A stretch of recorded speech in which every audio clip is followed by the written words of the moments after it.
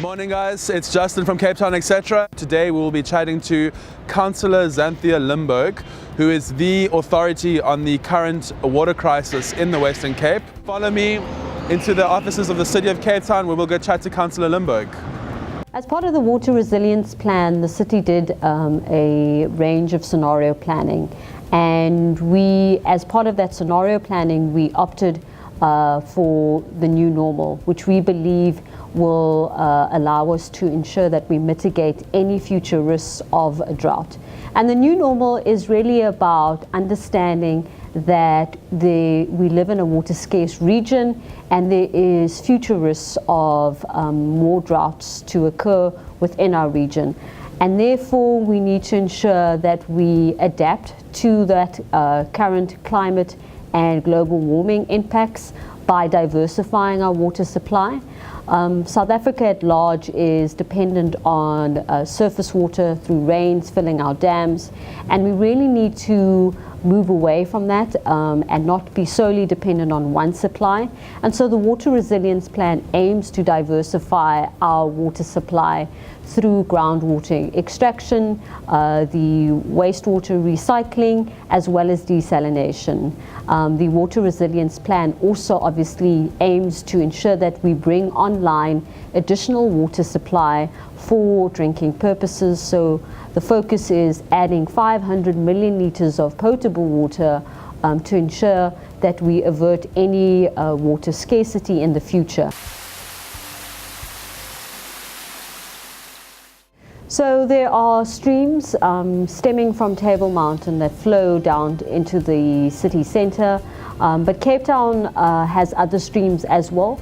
The city's water and sanitation department is aware of these streams, and we've actually been utilising some of the excess water from these springs for a very long time now. Just to give you an example, we treat just over 2.8 million litres of water from the spring in Newlands. We've also been using the spring water coming from Table Mountain for irrigation purposes. So the springs coming from Table Mountain, currently we use that to irrigate the company gardens within the city centre, as well as the entire Green Point Stadium precinct. We are at this point in time looking at maximising the excess runoff from those springs for drinking purposes, and we have appointed a contractor to look at the old and existing infrastructure to connect pipes to ensure that we can tap into that body of water for drinking purposes. So yes, we've been utilizing that water for a substantial amount of time, and we aim obviously as part of our water resilience plan to maximize the use of this particular body of water. Well, in terms of the breakdown around water consumption, formal residential areas are by far the largest consumers. They consume over 55% of the water supplied to the city. This is then followed by industry and commercial, and then further down the line we have informal areas and government and city facilities.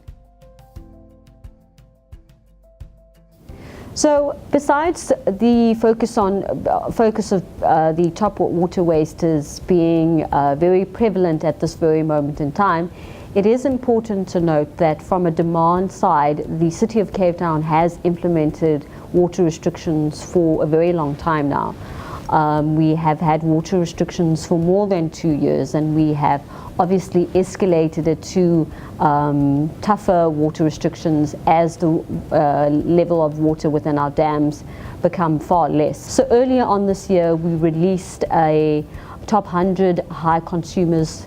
These high consumers came from both residential and commercial users, and we did a public naming and shaming. Our water inspectors then go out and do the necessary investigations, and where there is unjustifiably high consumption, we have gone ahead and installed water demand management devices, which restricts their water supply to 350 litres of water per day.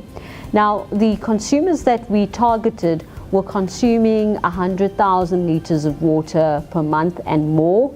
which obviously is incredibly unacceptable at this very given moment.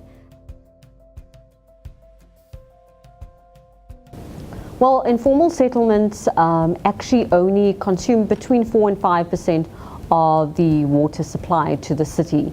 And this is because there are things such as communal taps and communal ablution facilities.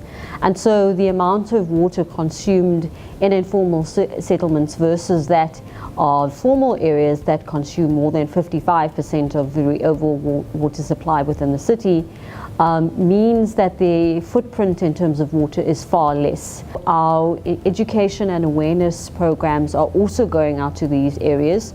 We have janitors in many of our informal settlements, and their role is also to ensure that any leaking taps or leaking water infrastructure is immediately reported to ensure that we can reduce water loss. What keeps me up at night is definitely the water scarcity issue. Our team in the city is working tirelessly to ensure that we avert any acute water shortages, and so that is at the forefront of my mind on a day-to-day basis.